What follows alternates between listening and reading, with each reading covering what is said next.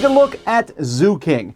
This is a game about building a great zoo, and it's sponsored by Dippin' Dots, which cracked me up because I assumed when I heard that it was not a very good game. But it is a pretty good game. Spoilers. Let me show you how it plays. Each player in this game will start with one staff or facility that you'll draft. So I have the trainer here, and you'll pay some of your original money to get these. Each player is going to start with 1,000 zoo bucks, but this person is going to save me 100 on the purchase of show animals. A show animal will have that particular symbol up in the top. This tiger's a show animal. They're only going to cost me 400. You'll have one line here, a deck of staff and facility cards, and one line of animal cards. On a player's turn, the first thing you'll do is you'll draw the top event card and do whatever it says. This puts a card in someone else's zoo. It subtracts 2 from their zoo's prestige. There's a tour group. I got 200 from the bank. And if anyone else is a tour guide, they get 100 from the bank. That's one of the staff you can take. Here, everyone gets 100 for every show animal in their zoo. Here's more bad publicity. Here's an ad campaign. You can purchase this card for 100 and count it towards your zoo's star total. There's a lot of admission cards in the deck. Everyone gets 100 bucks from the bank. So that's going to be the first thing you do in your turn. Then you have 2 actions. Your actions can be to buy any of these cards out here. So I might be like, I would like the tiger. That's going to cost me 400. So I pay 400, and I now have a tiger in my zoo in front of me. I can buy more staff and more facility. You just can't have 2 of the same one. So I already have a trainer. I can't take another trainer. I could also draw the top card of a deck and hope that's one I can afford or want to buy. If I don't, I put that in the discard pile. You can also buy the top card of a discard pile for a discount of 100. So you're setting other people up if you don't buy something.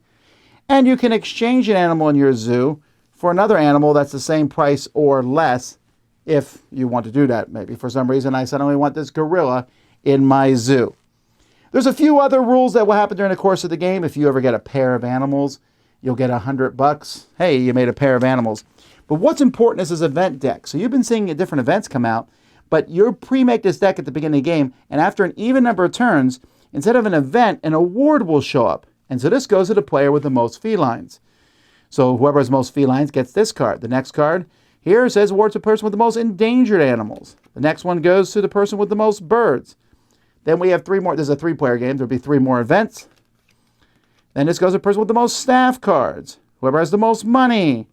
The person with the most animals of single habitat. Then the most habitats in their zoo.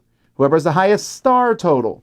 And here's the thing. You're trying to get 3 of these awards, 4 in a 2-player game. As soon as you get 3 awards, you win. So you're preparing for these awards, but you're not sure what order they're going to come out with. And that's the game. Zoo King is a very enjoyable game. And the idea of the awards coming up, and you don't know what order they're in, so it's a good idea to go over the awards at the beginning of the game with everybody so that you know, hey, there's most cats, and there's most, of this. And you're trying to figure out what you want to have the most of different things, but you don't know what's going to come up. So the game is also fairly light, so you have to keep that in mind. But I like the art. I like the simplicity. There's a few things I'm not a big fan of.